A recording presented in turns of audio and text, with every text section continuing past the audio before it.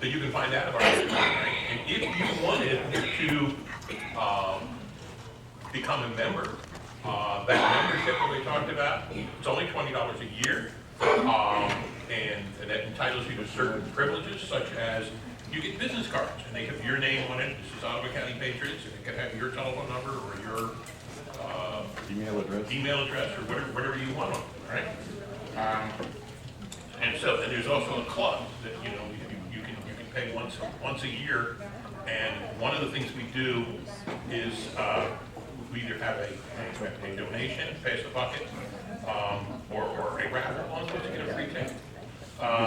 And the people who are in the club get one free ticket, and they also get to pass the bucket and let the bucket pass them because they've given a larger amount. Okay. With that, I think it's time. Yes. Bring up one thing. Yes. Gene would like to say something. I don't know whether anybody saw that little bitty white car out there with flags on it on your way in.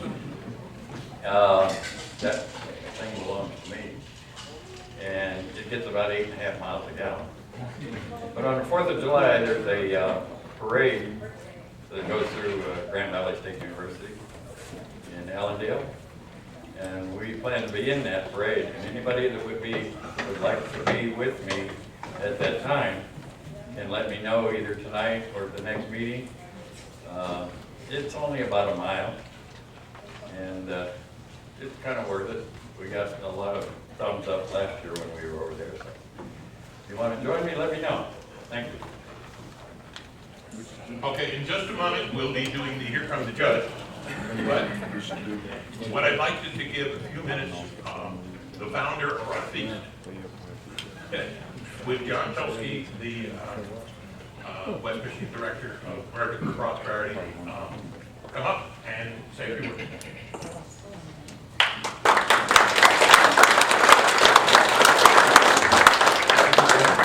I'm John Chelsky. I am the West Michigan Field Director for Americans for Prosperity.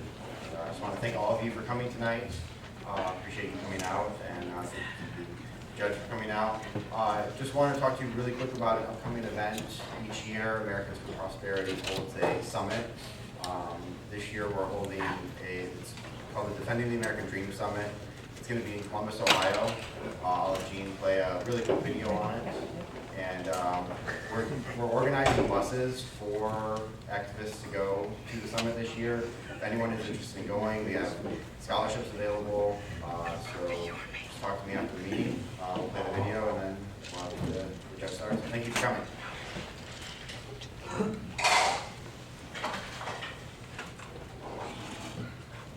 Down. We are winning victory after victory after victory on the national scale, and AFP is front and center, leading that fight. The people, the dedicated volunteers and patriots of the Americans for Prosperity. Because of you, I know our nation will be more prosperous. Because of you, I know our nation will be more free.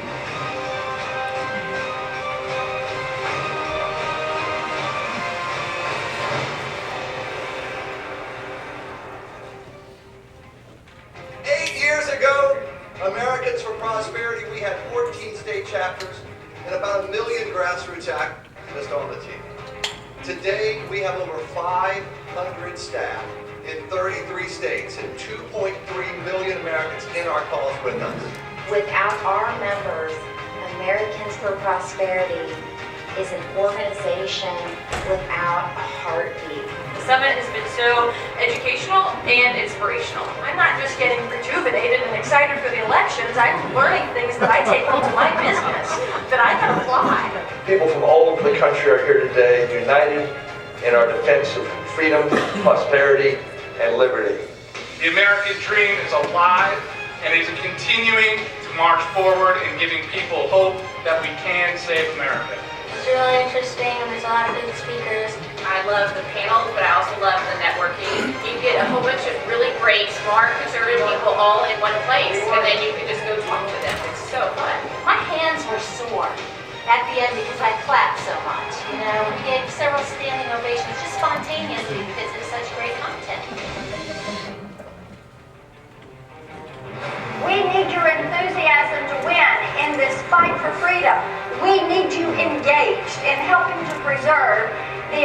American dream. We need you as a community organizer, conservative style. Are you with me? I am never going to apologize for fighting to preserve and protect the American dream for my children and my children's children. That's how it's done, in the free market. This is our country. Let's restore its dreams. Let's chart its new destiny. Let's make it worthy of all those who have sacrificed and all those who are to come. God bless you, and God bless America.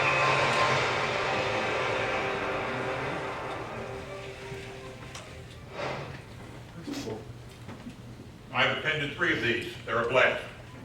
I was in Dallas last year, Washington a few years before. They are an amazing group of people. Now, without further ado, here comes the judge. Judge Michael Warren, Circuit Court Judge in Oakland County, and if there was ever a patriot, he certainly is.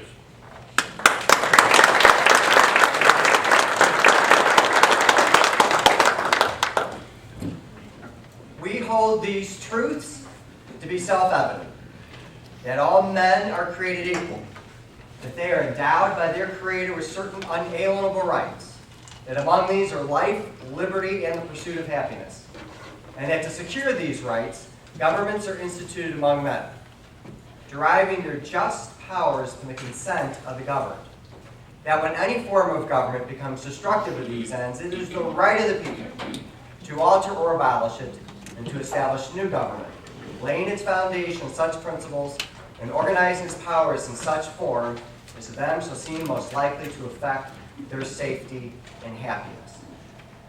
I've been reciting that passage for a very long time, and recently I've been taking polls to see if anybody can identify where those words came from. Where did they come from? Somebody raise their hand and tell me. Come on. We are at the Ottawa Patriots Tea Party organization. You guys ought to know this, back there. Declaration of Independence. I will tell you that I've gone to several schools, that I've had school groups come in, and they do not know that. Those those words, the Declaration of Independence, were revolutionary in 1776, and they remain revolutionary today. And despite the controversy about America and our role on the world stage, you know, America has always been controversial on the world stage. We remain a beacon of hope, a torch of liberty for billions of people across the world. Most people in the world live in countries where they wish their country was more like ours. Look across the world at all the reform movements that exist. Some people are so disgusted with their country, they'd rather just leave and come live here. And unless you've missed the immigration debate over the last several years, I think there's some proof to that. And some people despise us so much they're willing to blow themselves up just to hurt our innocent civilians. And you've missed September 11th and its aftermath. There's not much I can do for you here. But all those people, the people that love us and the people that hate us, they're motivated by those founding first principles that are articulated in our Declaration of Independence and embedded in our Constitution. The rule of law, unalienable rights, limited government, the social compact, equality, and the right to alter and abolish an oppressive government. That's what makes America America. With all due respect, it is not Bruce Jenner or Caitlin, whatever the name is. It is not Riley Cyrus and her twerking. It's not Twitter and Facebook. It's not even, as much as we love them, our Detroit Tigers. It is those founding first principles that are articulated in the Declaration of Independence and embedded in our Constitution. That's what defines America. Now, Thomas Paine put it this way: the independence of America, considered merely as a separation from England, would have been a matter of but little importance had it not been accompanied by a revolution in the principles and practice of governments. She made a stand, not for herself only, but for the world, and looked beyond the advantages herself could receive. We tend to forget that we are a revolutionary people, that what we have right now, in this time, in this age, in this place, in this city, in this room, is revolutionary in the course of human history. That there is no country in the course of human history that is like America. But today we stand at a crossroads, and it's your power to determine whether that beacon of hope, that torch of liberty, will shine brightly or be extinguished in the darkness of history. I firmly believe that our country and the fate of our country and our people is in our own hands. It's true that we are in a battle against Islamic extremism, fascism, whatever you want to call it. But I do not believe that is, and it's going to be a struggle, and it's going to be a long, long struggle. I do not believe that is an existential crisis. I think that we can combat those. We beat Nazi Germany, we beat communism, we beat the greatest empire the world had ever seen. Our greatest threat is ourselves. In the address to the Young Men's Lyceum of Springfield, Illinois, Lincoln explained it this way. At what point, then, is the danger to be expected? I answer, if it is ever to reach us, it must spring up amongst us. It cannot come from overbroad. If destruction be our lot, we must ourselves be its author and finisher. As a country of free men, we must live through all time or die by suicide. Our fate is in our own hands. Lincoln's warning not only revealed his political genius, but it is becoming a prophecy today. Our survival is not threatened by the bad economy, despite some people think it's better, not by the terrorists, but a crisis in our spirit. We've become unanchored and adrift in understanding who we are as a people. And the root of this crisis is the ignorance and disdain about our founding first principles, our Declaration of Independence, our generating history, and the United States Constitution. We have, and I will not bore you with the statistics, suffice it to say that there are studies upon studies that show that the students that I go in and say, what's the Declaration, recite the words of the Declaration of Independence, and they have the blank stares, that is not just the kids in junior high school or in high school, it's the kids in college, it's the adults across the country. Because I do this by jury pools too, and I get the same blank stares. So it is a threat. If we do not understand our Constitution and our Declaration of Independence, we're fools to think that we can survive as a free people. We have had a couple of generations in which we have done a great disservice in trying to transmit our founding first principles and our history and the understanding of our Constitution to our own people. Simply put, too many Americans take for granted the freedoms they enjoy while ignoring the dire need for our system to be reinvigorated and protected by those enjoying its blessings. Our experiment in self-government, however, requires a vibrant understanding of our principles and engagement by informed public. I do want to give you one statistic because it's pretty scary. If you ask people what are the three branches of government, about more than half cannot identify the three branches of government. Tell me, somebody here, prove to me that you're not in that 50%. What are the three branches of government? Over here. Presidency, the Senate, and the Congress. No. Executive. There, she's got it. The president, the executive, Congress, the That's what he legislature, meant. He meant that. and the Supreme Court. I'm sure he did. And the Supreme Court or the judicial branch. Three branches. However, those same people could identify, like 90% could identify the Three Stooges, right? And you do. So there's a bunch of samples like this. So we could spend all night on the studies. Suffice it to say, they exist. My book over there, the first chapter, is all dedicated to the studies. And so I will not belabor the point. We have a problem. Now, we understood, when we declared independence, that it was important for us to understand our founding first principles in history. And so when we declared independence, what happened was the colonies then became states. They were independent states, they were sovereign states. And they had to write constitutions. And almost every single constitution that was written at that time has something like this in it. This is from the North Carolina Constitution in 1776. A frequent recurrence to the fundamental principles is absolutely necessary to preserve the blessings of liberty. We are clearly failing to follow that critical and wise counsel. And that is coming from a variety of different places. In our education system, I'm a former member of the State Board of Education. I'm still very involved through Patriot Week, which you'll learn about in a minute, as well as Cornerstone Schools in Detroit. We have serious problems there. Our media, when's the last time you heard the media talk about unalienable rights, limited government, the social compact, right? Our general culture, our pop culture, the obsession with sports and pop stars and all that. There's a lot of ways that we have come to that. And there are a lot of solutions, which I'll get to a couple later.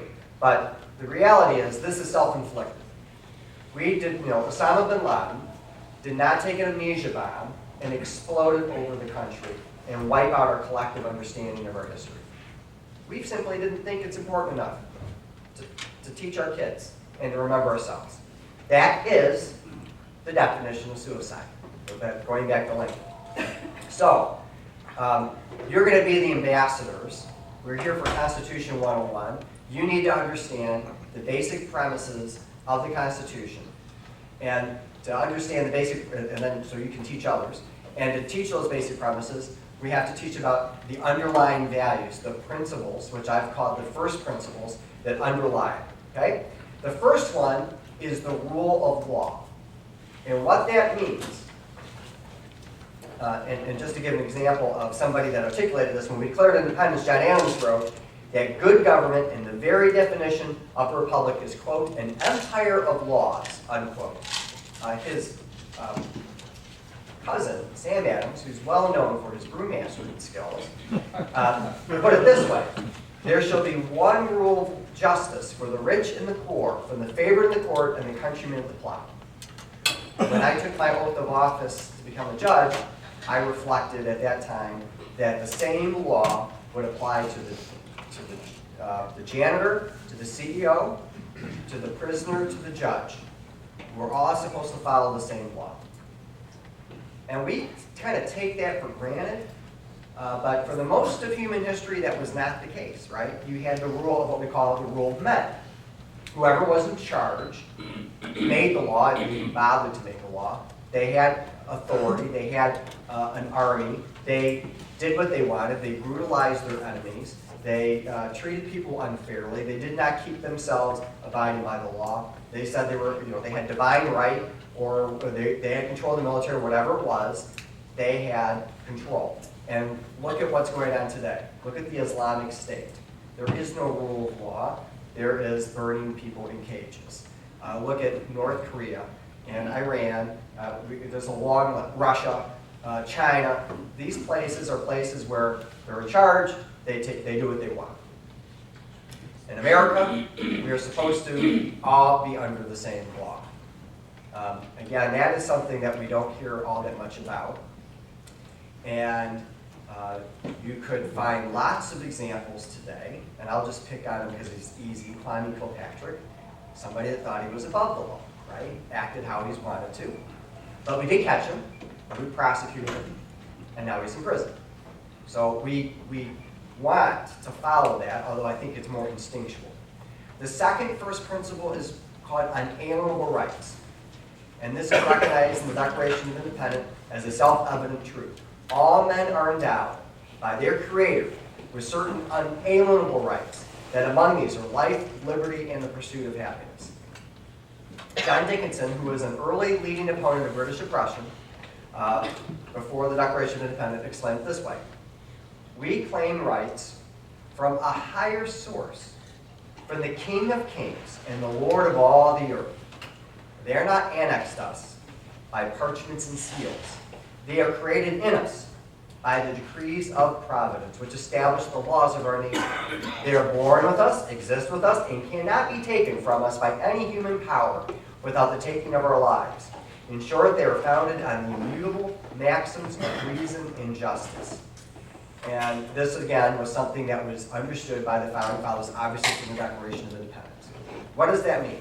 That means that God has given us our rights, not governments, not kings, not parliaments, not presidents, not a Congress, not a state legislature, God. God gave us our rights. Now, that is something that no other country in the course of human history has said, we're going to start believing that our rights come from God. They believe that the rights come from whatever the government gives you. Okay? We call them privileges. We call people that live that way subjects, not citizens. We believe that we have our rights. Now, I would challenge you to find too many mainstream politicians that refer to people as having unalienable rights. Every once in a while, you hear a Scott Walker or maybe a Ted Cruz, somebody kind of refer to this, but that is supposed to be a core principle of our system. And we have many people in this country that have no idea what I'm talking about, that believe that what they get to do is defined by what the government says is okay to do. That is upside down, and that threatens our ability to be a free people. Because if we believe that we're the subjects of the government, can only do what the government says, we're no different in all the other places in human history. Another first principle is equality. The Declaration of Independence declares this as a self-evident truth. All men are created equal. Justice John Marshall explained it by saying it this way. In view of the Constitution and the eye of the law, in this country, there is no superior, dominant, ruling class of citizens. There is no caste here. In respect to civil rights, all citizens are equal before the law. The humblest is the peer to the most powerful. This also turned topsy-turvy the understanding of human nature. Because before 1776, there was a clear caste system. There was a nobility, a privileged class of some type, and they would dribble out, there might be, in France, for example, there were 3 estates. There was a nobility, there was the clergy, there was the 3rd estate. In India, under the Hindu caste system, there's like 10,000 little, castes, and if you're in caste number 52 and you talk to somebody in 95, you get in trouble, or 2005, can't talk to the people in 10,008 or whatever. Very, very different systems.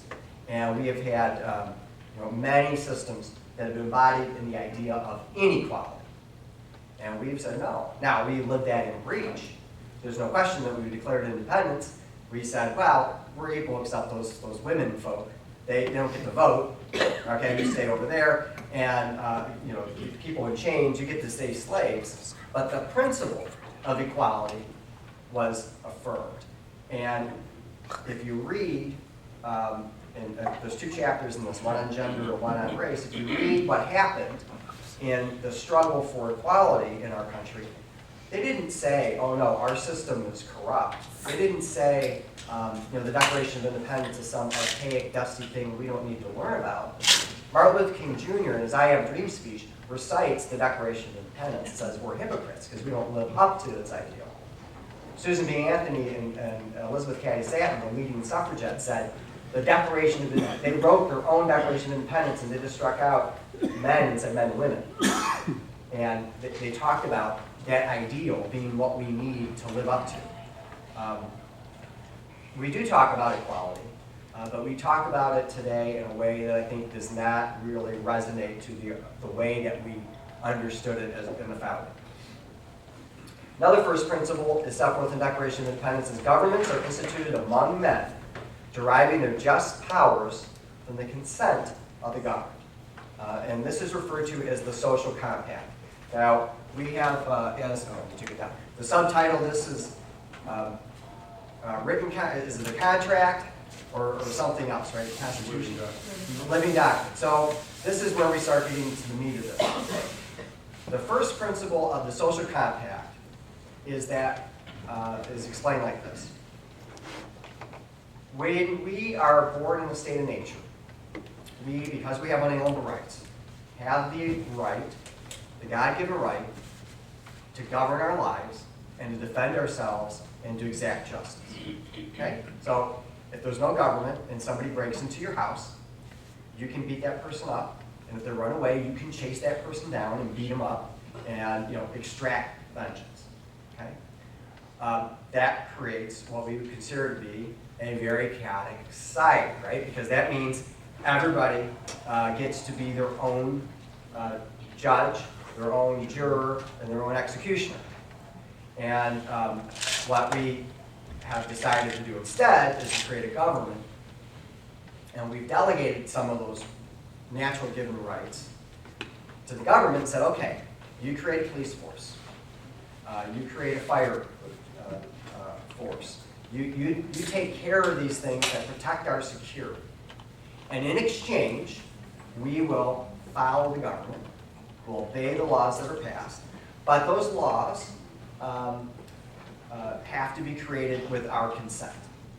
And so James Wilson, who was another founding father who's kind of forgotten about, put it this way: by entering into the social compact, though the individual parts with a portion of his natural rights, it is evident that he gains more by the limitation of the liberty of others than he loses by the limitation of his own.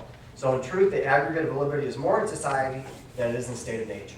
Thomas Hobbes, an English philosopher, said, if you didn't have a government, our lives would be nasty, short, and brutish. Because all we'd be doing, and the Mad Max is coming out, right? All we'd be doing is defending ourselves and trying to just make it through day by day. But if you have a society, you have a government, then we can fulfill our true potential. So that's called the social compact. Now, there's an associated principle with this, which is probably the least remembered. Well, maybe an Albert's the least remembered, pretty close. And that is articulated in the Declaration of Independence is this: to secure these rights, governments are instituted among men. So we call that limited government. Yes, we're supposed to have a limited government. And so when you have the social compact, there's two theories, major theories. Theory number one is you give up your rights to the government so that it can protect you. So whatever the government does must be okay. Because you consented to the government having authority and power. So, and Thomas Hobbes said it this way: nothing done to a man by his own consent can be an injury. So the government comes in, they break down your door, they steal all your stuff, they burn your house down, they put you in prison. It's okay, because you've consented to the government. Okay? And that seems to be something that a lot of people in today's society still believe. They don't articulate it that way, but they say, well, if the government says it's okay, if they have the authority to do it, then it must be okay. This was rejected by the Founding Fathers. Thomas Jefferson said, our rulers can have authority over such natural rights only as we submitted to them. In other words, we have only given up the right, our authority to secure our rights, so the government is limited. That's all it's supposed to do. It's not supposed to go and do a bunch of other things. This is another first principle that is revolutionary because most governments in the course of human history had unlimited power. They could do whatever they wanted to their citizens. They might dribble out some privileges here or there, but they could always change the rules. And in America, we said, no, we're going to have a limited government. Now, I'm going to explain the portions of the limited government, how we protect that in a minute. But places today, for example, where there's unlimited government would be the Islamic State, Iran, in history, USSR, Nazi Germany, the revolutionary France, terror, take it to the extremes. The last first principle is the right to alter or abolish an oppressive government. And it shouldn't be done for light and transient causes. If you read the Declaration of Independence, it's very clear that you should suffer evils of the government as long as you have to. But when they go past a certain point and it's impossible to fix, then you have an unalienable right to abolish or reform that government. And I'll give you an illustration of this. On March 23rd, 1775, Patrick Henry, who was raised as a poor boy and a former storekeeper, became a Virginia lawyer, was credited with Thomas Jefferson with setting the ball of the revolution in motion. And we had the Stamp Act, the Tea-Tax, all these things were going on, and he went and addressed the Virginia House of Burgesses. And that actually got abolished by the governor, so now it was the Representative Assembly. And he says, we had done everything we can to avert the storm which is now coming on. We have petitioned, we have remonstrated, we have supplicated, we have prostrated ourselves before the tyrannical hands of ministry and parliament. Our petitions have been slighted. Our remonstrances produced additional violence and insult. Our supplications have been disregarded, and we have been spurned with contempt from the foot of the throne. Our chains are forged. Their clanking may be heard on the plains of Boston. If we wish to be free, if we wish to preserve inviolate those inestimable privileges for which we have so long been contending, if we mean not to basely to abandon the noble struggle in which we have so long engaged, we must fight. It is in vain, sir, to extenuate the matter. Gentlemen may cry, peace, peace, but there is no peace. Our brethren are already in the field. Why stand we here idle? What is it that gentlemen wish? Is life so dear, or peace so sweet, as to be purchased at the price of chains and slavery? Forbid it, Almighty God. I know not, course, what others may take for me. Give me liberty or give me death. And he meant it. And so did the founding generation. And so have generations after that.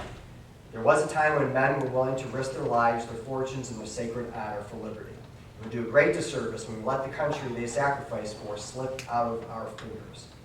Now, suffice it to say, those founding first principles were the underlying philosophy that motivated the revolution, but also became the theoretical framework for the Constitution. And so we embrace the first principles of the rule of law and the social compact by holding conventions to draft the Constitution and adopt it. That was revolutionary. Nobody had done that. Nobody had, governments came and fell because somebody got conquered, somebody died, somebody got assassinated.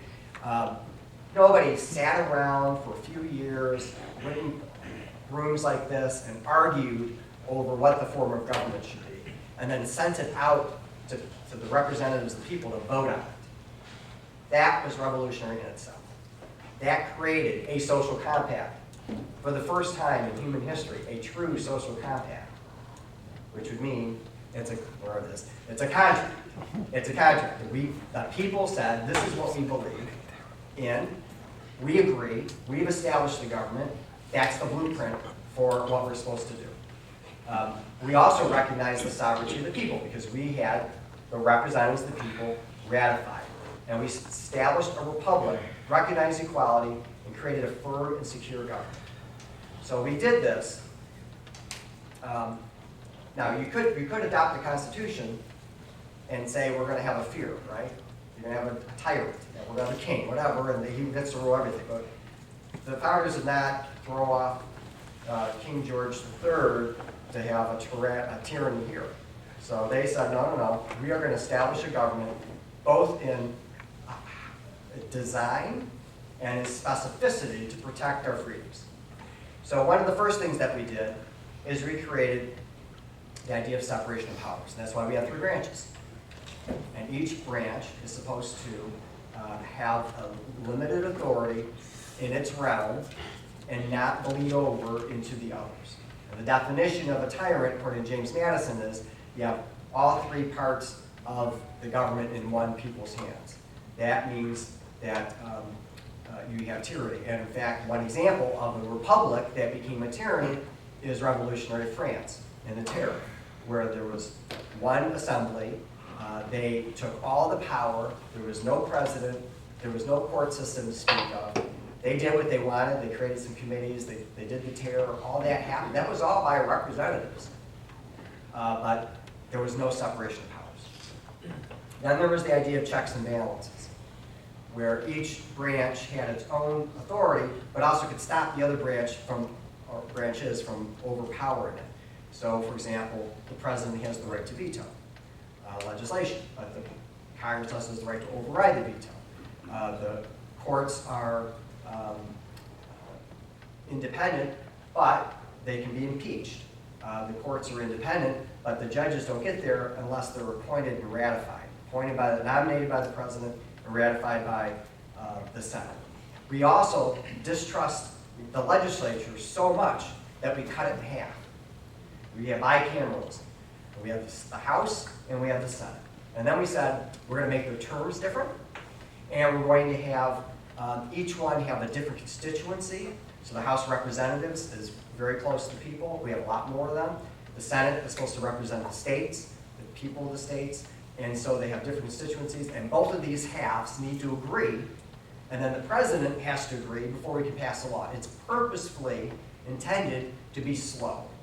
And so we hear, when we're frustrated with Congress, or when the president's frustrated with Congress, or Congress is frustrated with itself, it's the system that we created so that we don't have our passions take over and start passing laws that run over all our rights. It's purposefully done. We also created the Bill of Rights. Now, they happened after we ratified the Constitution, but quickly thereafter, under James Madison's tutelage, where we listed out very specific unalienable rights that the federal government is not supposed to touch. The first of the First Amendment rights is what? Somebody tell me? Wrong. Freedom of religion. Whoever said that? The free exercise of religion. Freedom of speech is and no established church would be the second. And then free speech, free press, right to assemble. Second Amendment, right to bear arms. Third Amendment, no quartering of troops. Reasonable searches and seizures barred by the Fourth Amendment, right to a jury trial, Fifth Amendment, etc.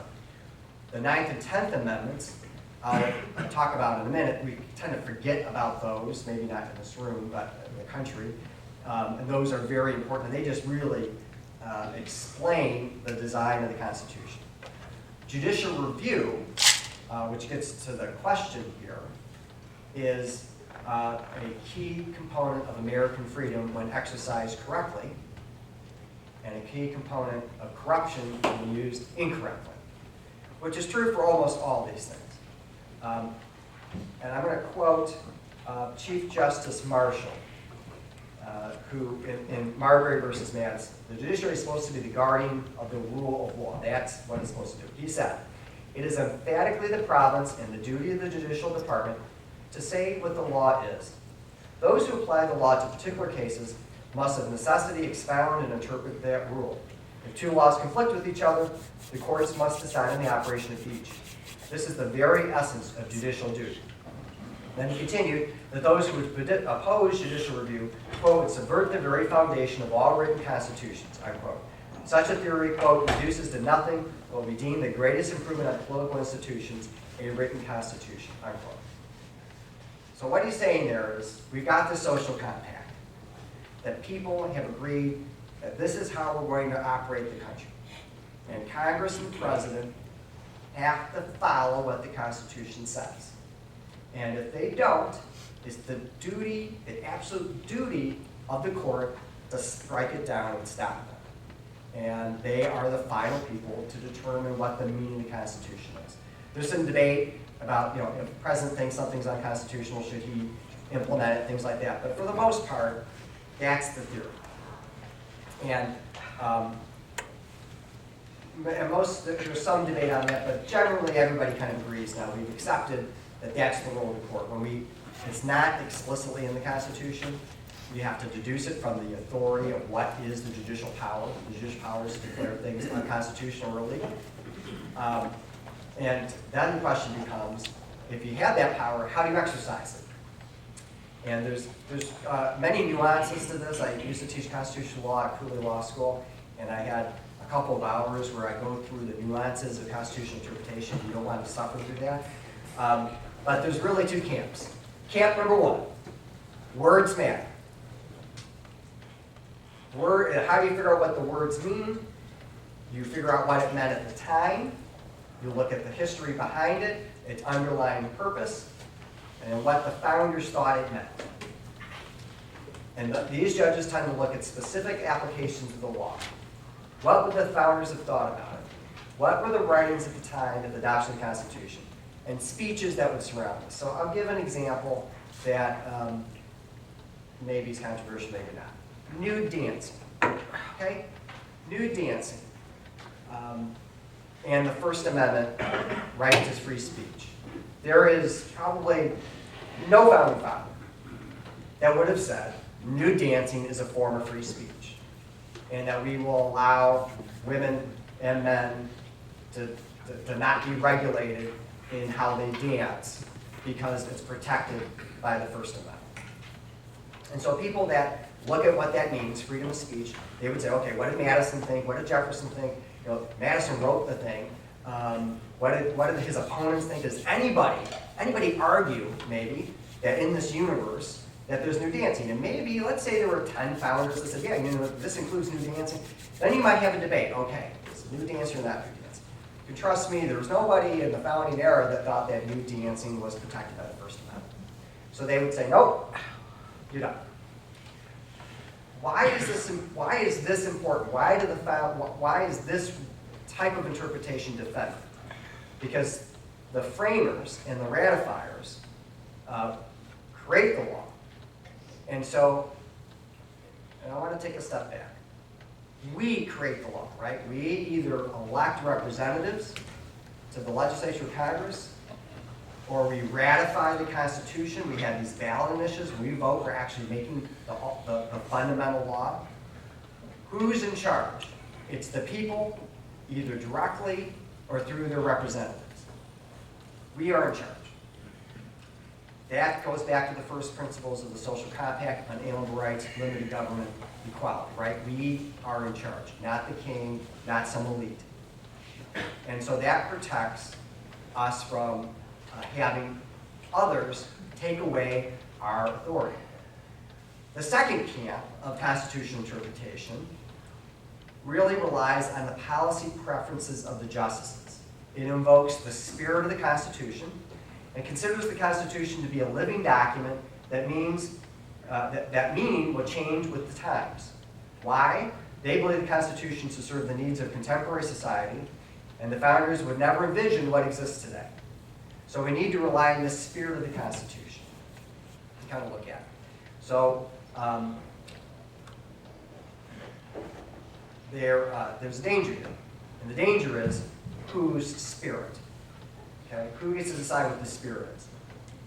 In one era, we had a Supreme Court of the United States that believed Darwinism and laissez-faire economics, like capitalism, was in the Constitution.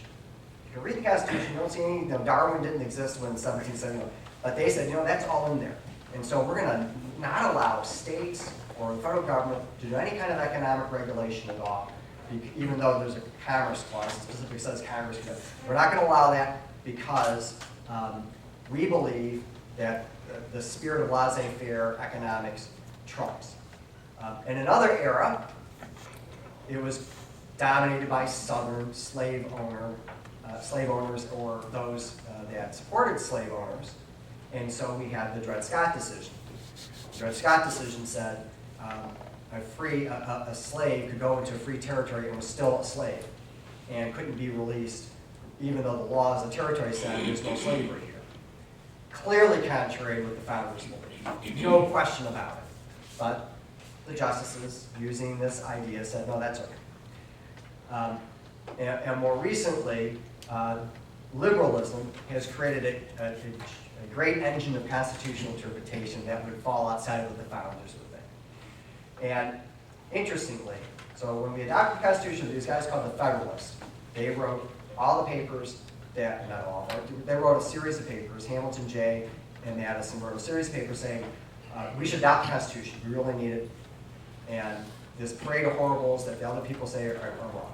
And then there were these anti-federalists. They really needed a better propaganda name, right? Anti-federalist horribles. And one of them is known as Brutus, and because they all signed with a fake name.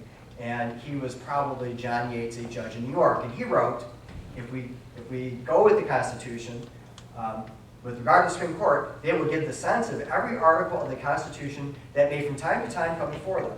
And their decisions will not confine themselves to any fixed or established rules, but will determine, according to what appears to them, the reason and spirit of the Constitution. He wrote that in 1788. It took about 120 years or so, about 100 years before somebody actually started doing that, but he prophesied that.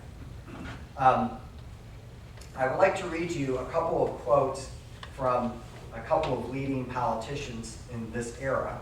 So John McCain, of course, was running for president a couple cycles ago, and he had a great quote. He said, "Federal courts are charged with applying the Constitution and the laws of our country to each case at hand.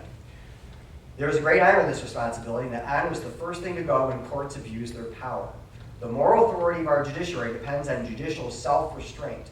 But this authority quickly vanishes when a court presumes to make the law instead of apply it. A court is hardly competent to check the abuses of other branches of government when it cannot control even itself.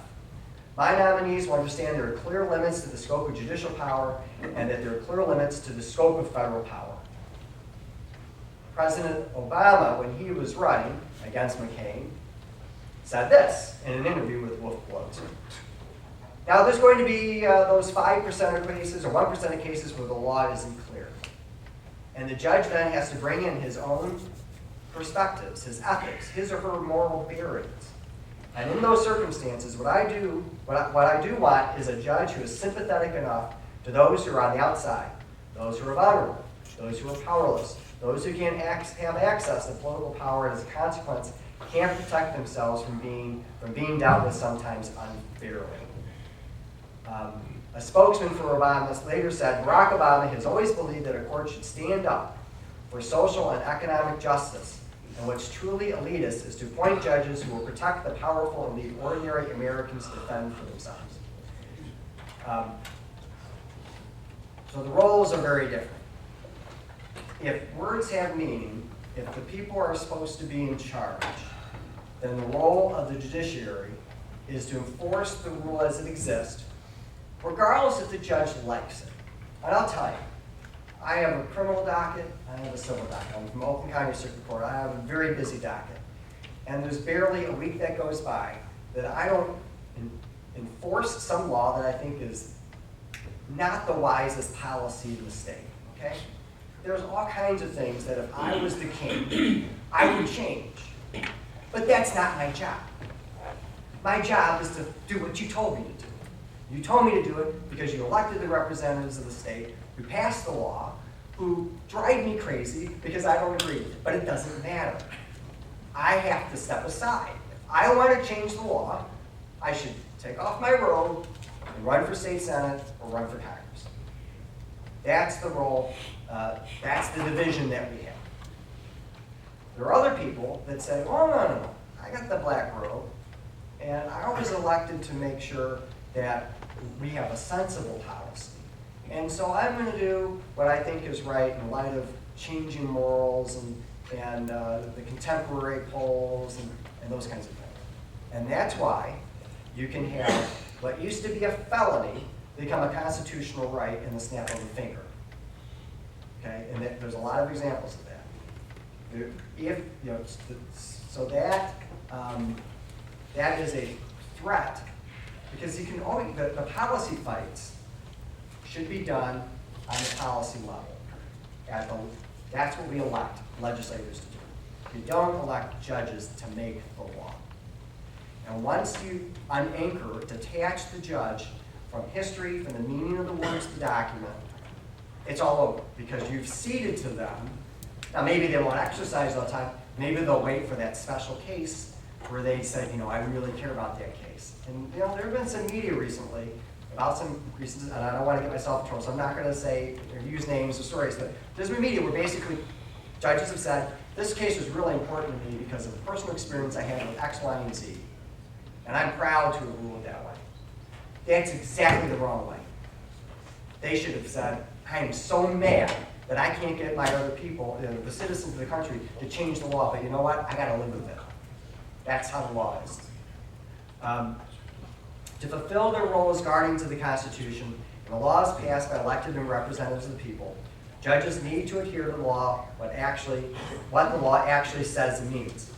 Unless the judges are to usurp the legislature and the people, and in fact become a super legislature, or unanchored paternalistic super constitutional convention, judges must adhere to what the people, in the case of the Constitution, the legislature, in the case of legislation, intended.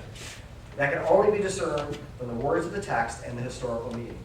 It is improper to import policy preferences into a law just because a judge or set of judges don't like the decisions made by the people or the legislature. When that happens, judges cease acting as judges and instead act as corruptions. There's a few other ways that we protect our Constitution, I'm going back to 101 now, protects liberty and freedom. We purposely designed a system which we now hate. And the system is what we would call special interest. Okay? Originally when we adopted the Constitution, there was a huge argument over whether or not something as big as the United States, and back then big was 13 states, right, all on the East Coast. Can this 3 million people possibly be a republic? It's so big, and there's so many people in it. It's going to fall into chaos, and there's going to be tyranny. And Madison said, no. It's the opposite. See, people used to say, oh, look at the city-states like Sparta or Athens. They were the free places because they were small and they could all get together and talk. And he said, no. Those little small places got controlled by a dominating class. They made Socrates drink the hemlock. The Spartans crushed their political opponents.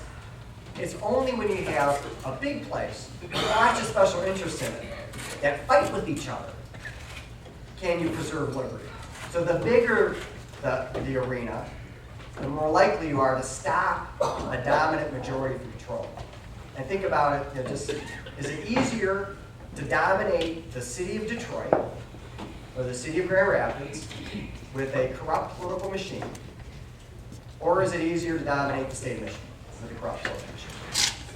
I'm not saying either one is corrupt or has ever been corrupt. I'm just saying think about it logistically. How hard is it? Or Chicago and Illinois or whatever. Okay. Is it easier to grab control of a little place or a big place? And so Madison said, spread it out. Make it harder for somebody to dominate. And so we have all this gridlock today. And that's what it was designed for gridlock. So that all the factions had to pretty much agree, or at least a majority of them, before you could pass legislation to stop oppression of the non-majority. Minority not in the sense of ethnic or religion, but in the sense of political minority. We also did something that is almost totally forgotten today, and that is what we call enumerated powers in federalism. So we have an article in our Constitution which says, now remember, Congress is the lawmaker. Article 1 of the Constitution says, legislative power is vested in a Congress. And they thought that's the only place that's going to make law. They didn't think the gut president was going to make law. They didn't think the judiciary was going to make law. And they listed out very specific authority that the government was going to have. Immigration, raise an army, international trade, appoint ambassadors, those kinds of things. And it said, and that's the only thing that the government has, the federal government has. Everything else we leave to the states, that's the federalism part. Federal government has these has ultimate power in these very specific areas, enumerated areas, and no power in anything else. States have all the other power. Through a number of changes in constitutional interpretation and aggressiveness in connection with the federal government, that system has really broken down. There is a government that, the federal government combined with some judicial interpretation really has almost unlimited authority to control. But in our Constitution, we do have the following, which are very unique. We have the elimination of, we have a lot of protections. The book has the protection that I want to talk about. There's a lot of things that we can do about it, but I want to leave you with one quick review of something which is called Patriot Week. So Patriot Week goes from September 11th to September 17th. The 17th is the signing of the anniversary of the Constitution. And we have those anchor dates. And each of those days we celebrate our founding first principles from the Declaration of Independence, key documents and speeches that embody that, founding fathers and other great patriots made it come alive in American flags from history. This was invented by my daughter and I back in 2009 when she was just 10 years old. And to explain that to you, I have to tell you a little bit more about me. So my parents were a disaffected Jew who was an atheist and a disaffected Catholic. I was raised as a nothing. And nothing. I was a nothing. And so I was an atheist. I was an atheist for up until high school. And then in high school I became an agnostic. And then in law school, in Ann Arbor, of all places, the Holy Spirit found me and I converted.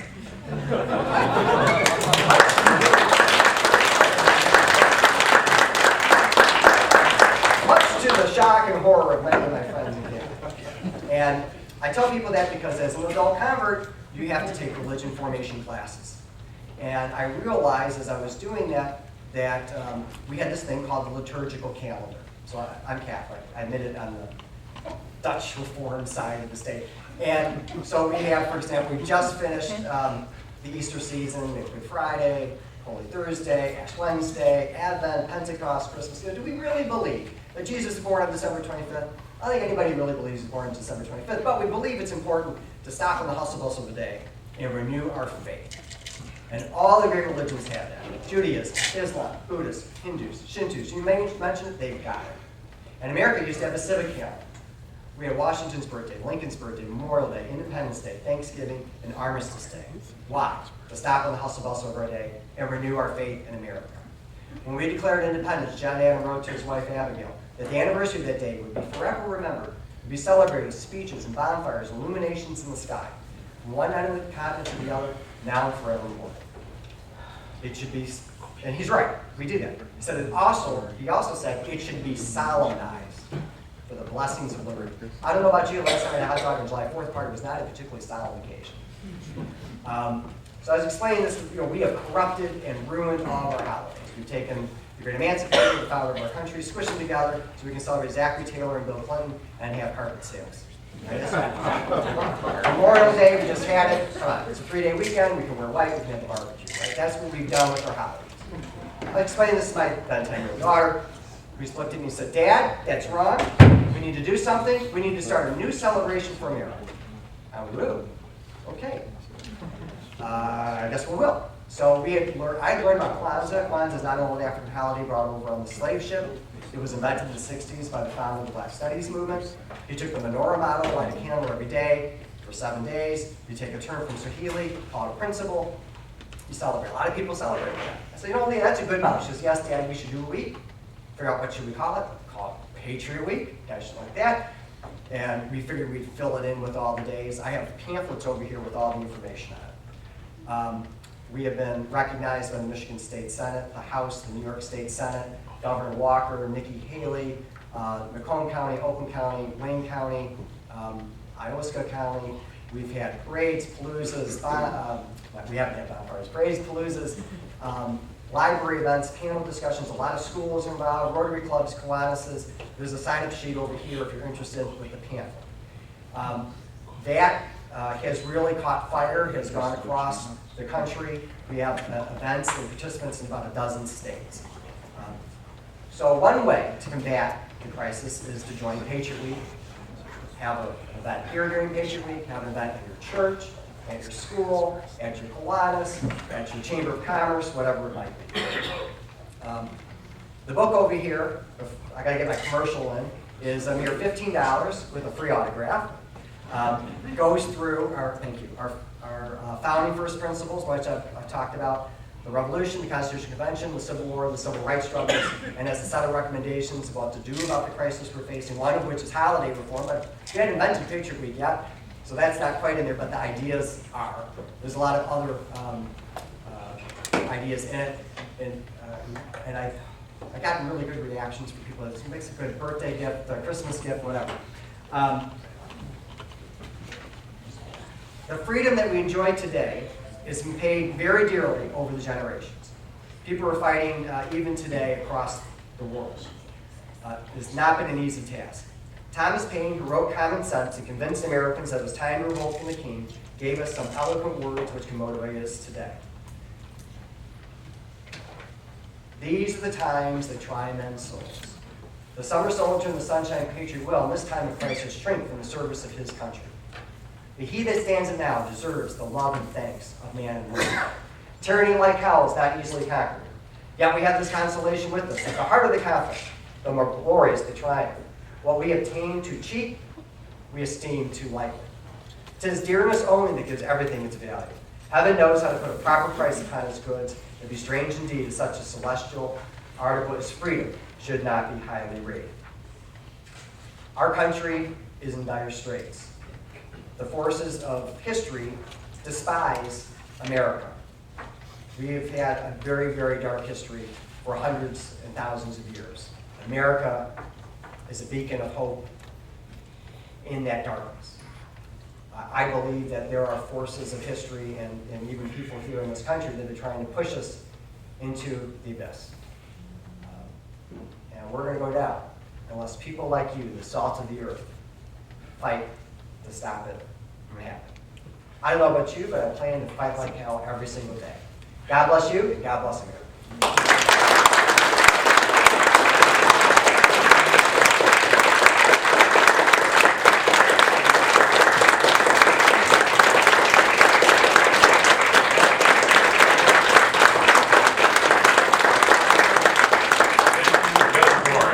Thank you so much. And, you know, I've been fighting for a while. And somebody may say, give me liberty or give me death. I wonder what it's going to take to wake up most of America. I wonder at what point is that tipping point? That, well, martial law may be it. I don't know. It seems to me that that duty of every citizen, responsibility and duty is already paid, but neither here nor there. Okay, the next item on our agenda is, did anybody not get a raffle ticket who would like one? Raise your hand if you want a raffle ticket. If you want one, if you want to buy one. Yeah, we're not giving them away. Sorry. Anybody else want to get one before it's too late? Going once, going twice? Now, For that. do we have a bucket with the tickets in them? To be pulled? got a winner over here. Yeah, no, we haven't pulled the ticket yet. It's kind of hard to announce yourself as a winner. In between mine. All right, we're just going to do a few more. It's that. By the way, you know, I'm so appreciative of the words that Michael said, and that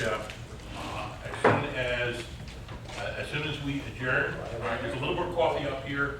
There's some more pop. I think all the food is gone, and I did pass the goodies around, so maybe there's one or two on that tray back there. But I want to get one of those books, and I'm hoping that you're going to join me. And then I'm even more so hoping that those people who feel like me, who have reached a tipping point, will want to do more. All right?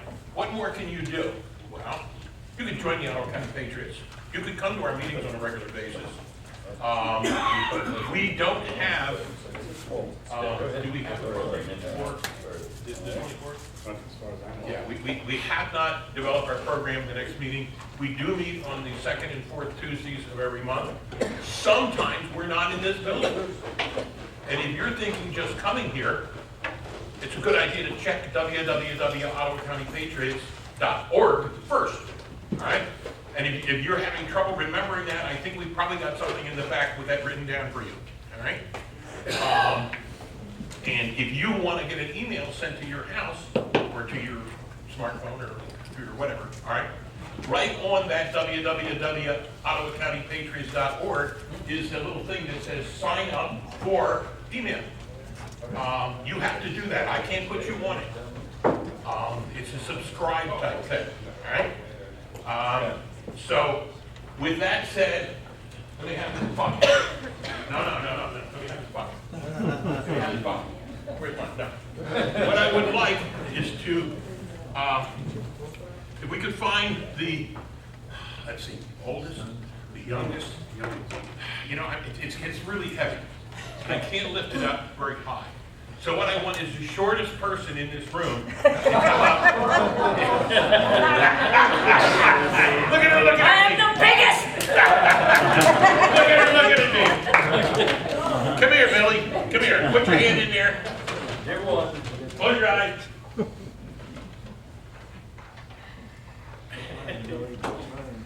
Okay. If your ticket has TICKE, oh wait a minute, I'm reading the wrong line. 2549902. We got a winner! Come on up.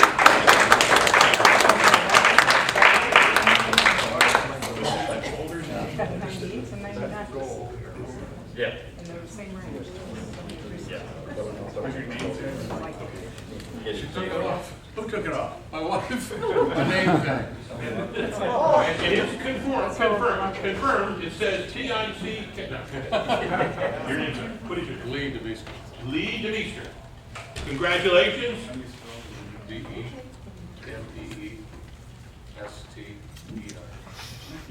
And Gene has that in his little thanks folder for you. Yep. Congratulations, thank you so much. We hope that'll be the incentive to come back That's how I look at to it. our future meetings in addition to the Quarterly, food. yearly, whatever. Yes, ma'am.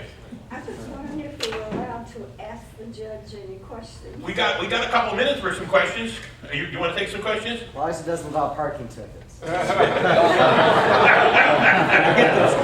speeding tickets. He doesn't do anything with that. You want to stay right there? That's what you want to do. Let's fire away a couple questions. I We would got. like to ask two questions. One, where in the Constitution says that the Supreme Court is supposed to be for a lifetime? I don't see that. It says That they're appointed for a lifetime? as long as they do good. Yeah, it's, hold on. Because Judge Warren said so. No. And my other question while we're at it is what do you think It about says the- in terms of good behavior, Pardon? that's the language is during good behavior.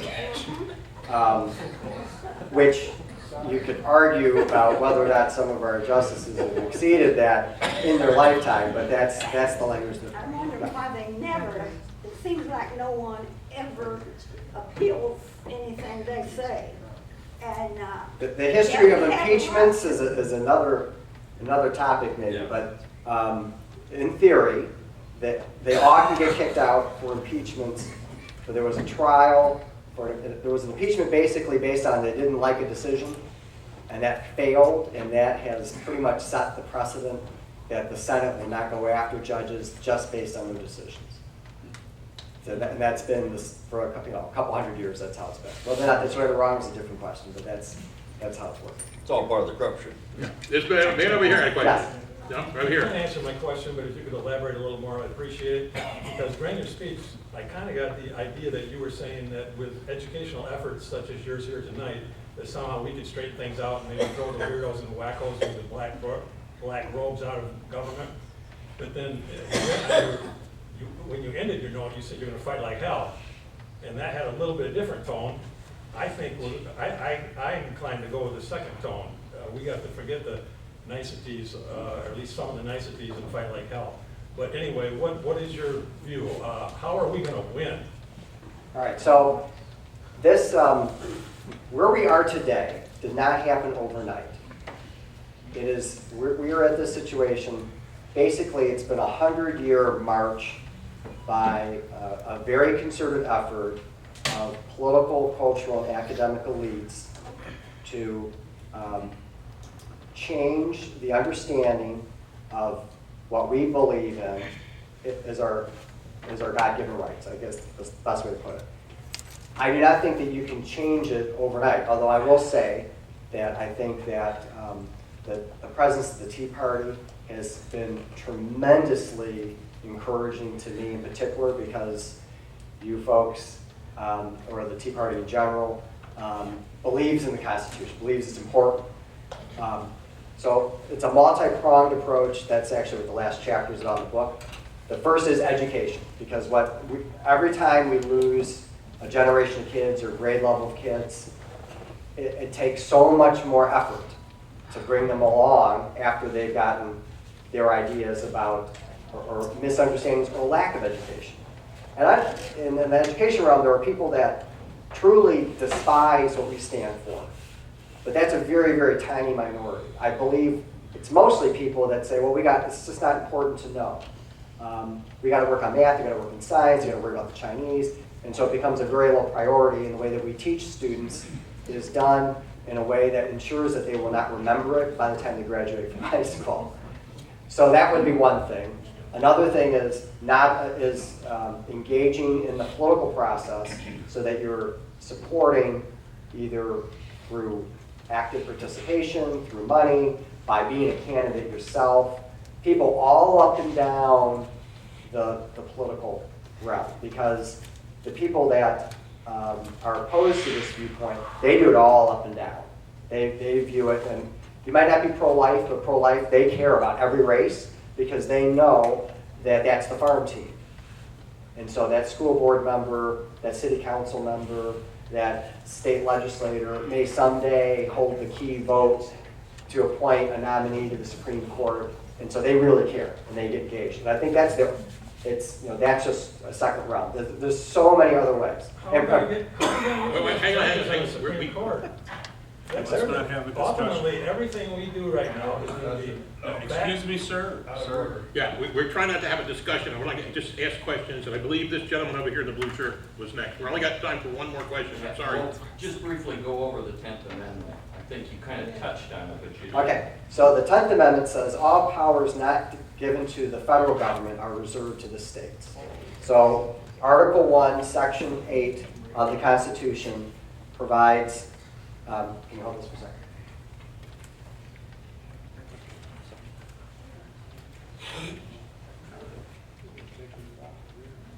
Just got that warning.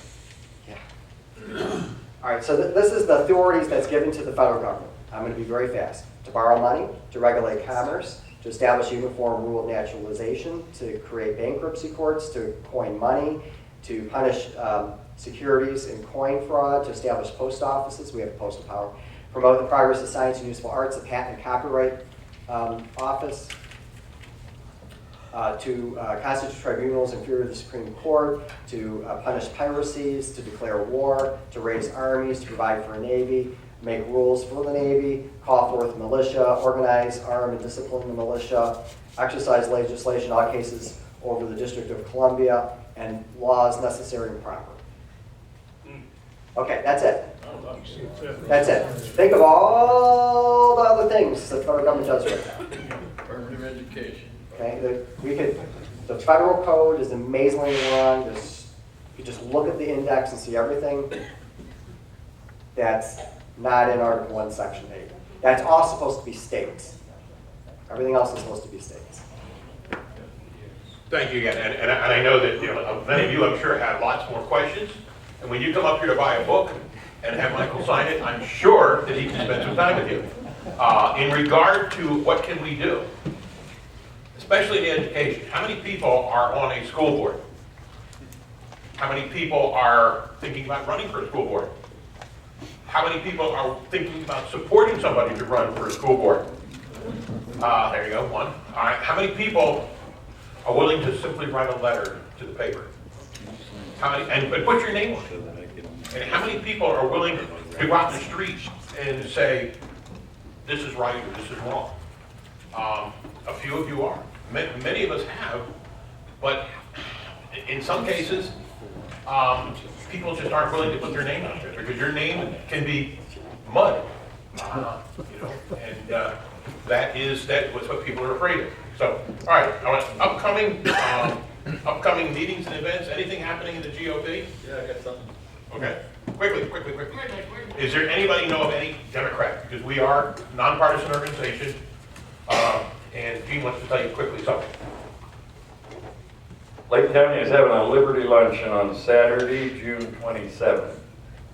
And that's in Irons, Michigan. It's at the Peacock Senior Center. The guest speakers are State Representative John Bumstead, State Representative Ray Franz, and RNC National Committee man Dave Ageman.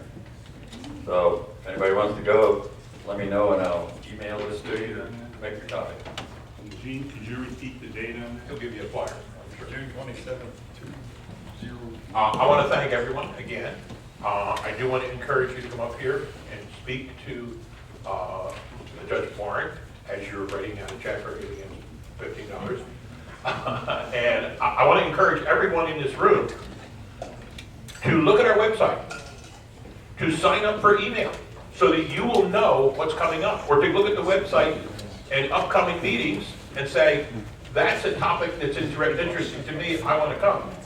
Because we want to fill this room, with people who are going to take something out to tell their friends, etc. And yes, last month you had mentioned that we're supposed to get emails. You're not getting emails? Well, yeah, but a specific emails so we could contact other people within the organization. And I don't know how to identify that particular email. Okay. Open it up. On our website is a membership area. If you're a paid member, you should have gotten, Nathan, did you get out everybody's credentials? Yes. It's not happening yet? It's in the process. Initially with the word. Okay, it was very difficult to understand where it was coming from. Nathan is going to redo that, and you're going to get an email, and it's going to tell you, this is how you access the member area. Yeah, but is it going to come from Ottawa County Patriots? Is that how it's going to be identified? That's what we need to know, because I get a lot of emails, but if I don't know who they're coming from. We will try to make it from the Ottawa County Patriots. Again, there's some technical issues making it happen. And with that, I know there are people that would love to get up here, and I'm going to call this meeting adjourned. Thank you all for coming. I appreciate every one of you who came and made this meeting a success. Thank you.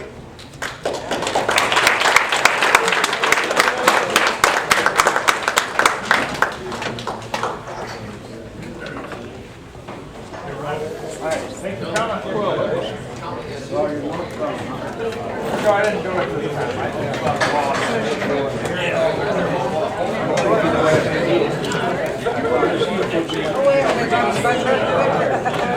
That's why I kept doing runs. My back is starting to get so stiff and stiff. I gotta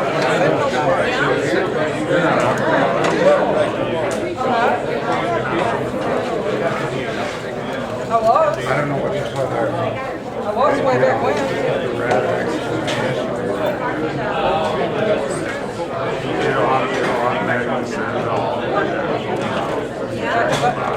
Well, I'm wondering if it's still sending it to my old email. I was on it for a while. I got it for a while. I got them for a while. Like I said, I figure I don't have to pay any dues for a while now. Because I paid money for those. I'm good for a while. You're good for What I do, I throw off and I'll put like $20 in and then forget about it for a while.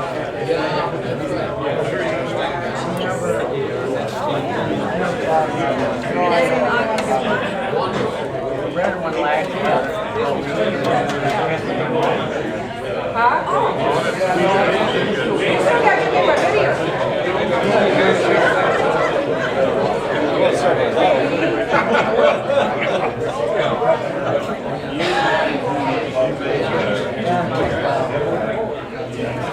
video.